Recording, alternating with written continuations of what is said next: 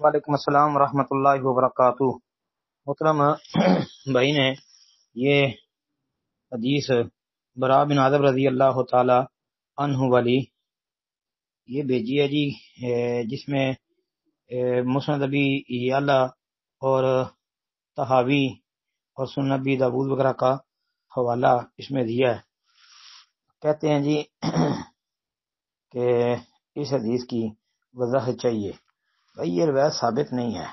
سنن نبی داود کے اندر یہ روایت اس سند کے ساتھ ہے: حدثنا محمد بن الصباح البزاز حدثنا شریک عن یزید بن ابی زیاد عن عبد الرحمن بن ابی لیلہ عن البراء ان رسول اللہ صلی اللہ علیہ وسلم کان اذا افتتح الصلاة رفع یدیہ الی قریب من اذنیہ ثم لا یعود۔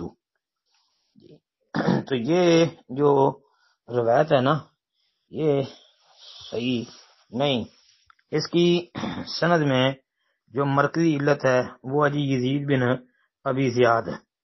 یہ آپ کو بھی سند میں نظر آ رہا ہے، یزید بن ابی زیاد ہے جی۔ یہ ضعیف راوی بھی تھا، مدلس بھی تھا، اور اس کو اختلاط بھی ہو گیا تھا، اور جمہور ائمہ محدثین نے جو ہے نا اس کو ضعیف قرار دیا ہے۔ جس طرح کہ بصیری رحمہ اللہ نے بھی یہ بات کہی ہے کہ جمہور نے اس کو ضعیف کہا۔ حافظ ابن حجر اسقلانی رحمۃ اللہ علیہ نے بھی حدیث ساری میں یہ بات کہی ہے کہ جمہور کے نزدیک یہ ضعیف راوی ہے اور مدلس بھی ہے۔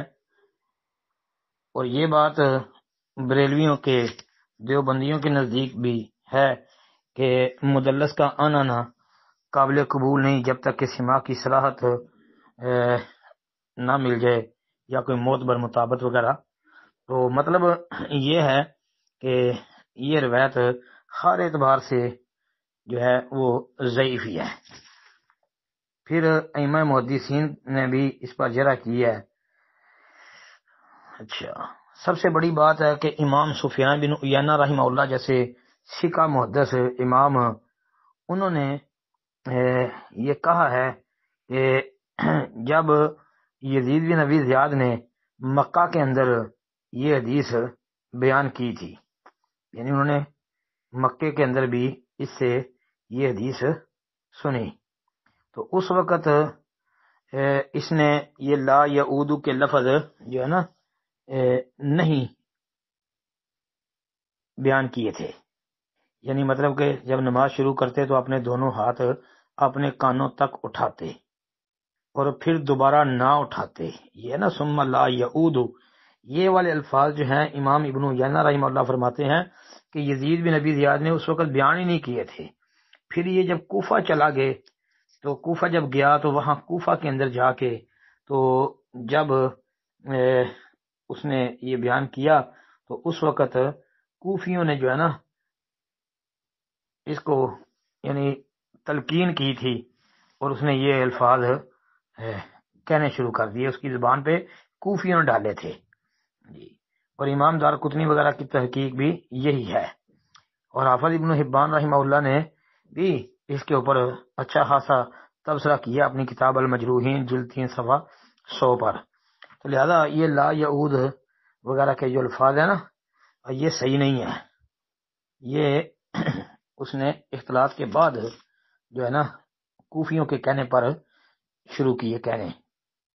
اور پھر یہ یزید بن ابی زیاد جو ہے ائمہ محدثین کے نزدیک ثقہ بھی نہیں تھا۔ جمہور محدثین نے اس کے اوپر جرح کر رکھی ہے، بے شمار ائمہ محدثین ہیں، جن میں بڑے ائمہ میں سے امام ابو حاتم رحمہ اللہ، امام یحییٰ بن معین رحمہ اللہ، اسی طرح امام احمد بن حنبل، امام ابن عدی، اسی طرح امام حافظ ابو زرع رازی رحمہ اللہ، اور امام شعبہ، امام دارقطنی، امام علی بن مدینی، اور بے شمار ائمہ محدثین ہیں جنہوں نے اس کو ضعیف الحدیث وغیرہ قرار دیا ہے، اس پر جرح کی ہوئی ہے۔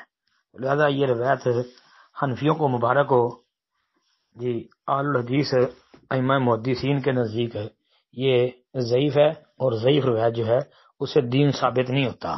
السلام علیکم ورحمۃ اللہ۔